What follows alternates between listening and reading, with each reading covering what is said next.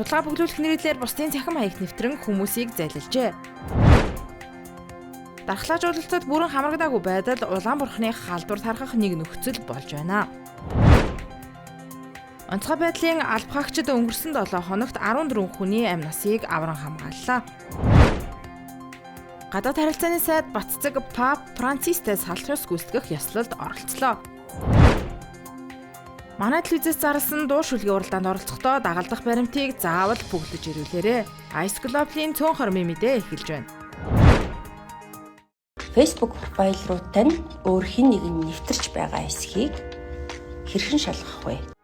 Цагдаагийн байгууллага өнгөрөх 7 хоногт 50,000 орчим хэрэгт мөрдөн шалгах ажиллагаа явуулж үүнээс 330-ыг нь шүүхэж шилжүүлэхээр прокурорын байгууллагад шилжүүлжээ. Үүний дотор судалгаа бүглүүлэх нэрээр бусдын Facebook хаягт нэвтрэн хүмүүсийг залилсан хэрэг багтаж байна. Өнгөрсөн оны 8 дугаар сарын 30-ны өдөр Иргэн Бэйн Фэйсбүүкт байршуулсан 20,000 төгрөгөөр судалгаа бүглүүлнэ гэх зар мэдээллийн дагуу цэг эгчтэй холбогдож өөрийн гар утасны дугаарт ирсэн 6 оронтой нууц кодыг бусдад дамжуулан өгснөөр цэг эгч нь тухайн иргэний Фэйсбүүк хаягт хууль бусаар халдаж улмаар бусад руу мөнгө зээлэж гэж зураг суулж 3 иргэнээс нийт 18 сая төгрөгийг авч залилсан үйлдэл цагдаагийн байгууллагад бүрдэгдсэн.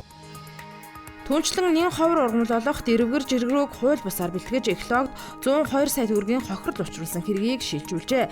Тус ургамал нь чигийг хуримтлуулж бусад ургамалд усан тижээлөгч экологийн тэнцвэрийг хадгалдаг, хүний эрүүл мэнд хийгээд цөлжилтөд сэргийлэх өвөрмөц чадвартай ургамал юм а.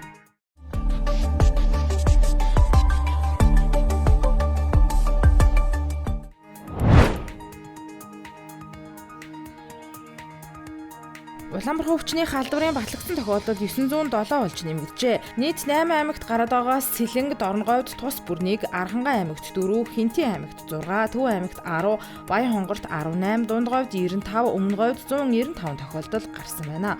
Улаанбаатар хотод хамгийн их буюу 572 тохиолдол бүртгэгдсэн байна.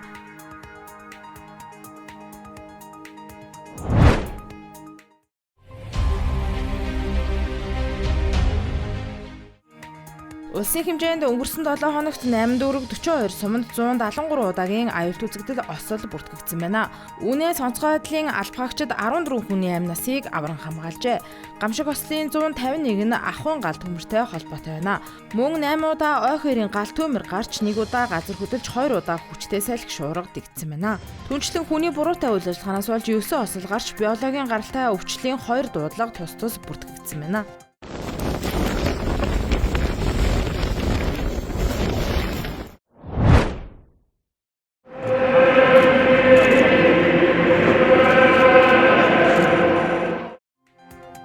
Гигэн ширэт улсын төрийн тэргүүн Пап Францис 777 жилийн дараа манай улсад айлчлахдаа Гүйүг хааны захидлыг их хуваар нь авчирч тус айлчлалд өндөр хэмжээнд бэлтгэсэн харуулахын зэрэгцээ өөрийг нь дагдаг 4 тэрбум хүнд манай улсын давуу талыг сурталчлан таниулаад буцсан.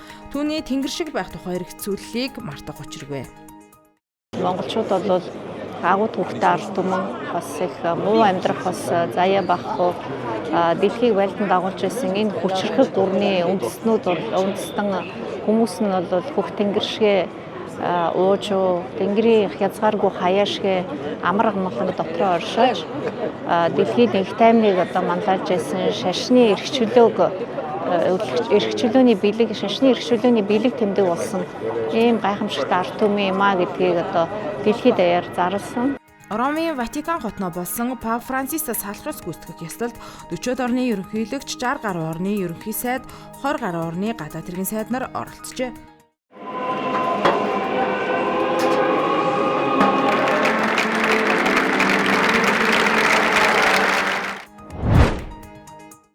Андрей Дементьев. Где-то около Бреста. А сейчас я вам расскажу стихотворение Константин Симонов. Мусад жалей, чулочки.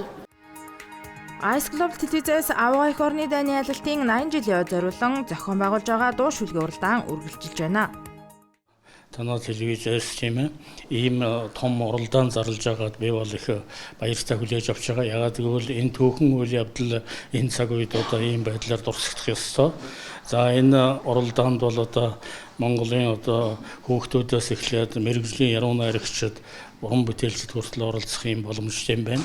Маш их өндөр шагналтай юм байна лээ. Уралдаанд оролцохын тулд дагалдах баримтыг заавал бүглөнө. Дагалдах хуудас нь хэн хаанаас ямар бүтээлээр оролцож байгааг таниулах зорилготой.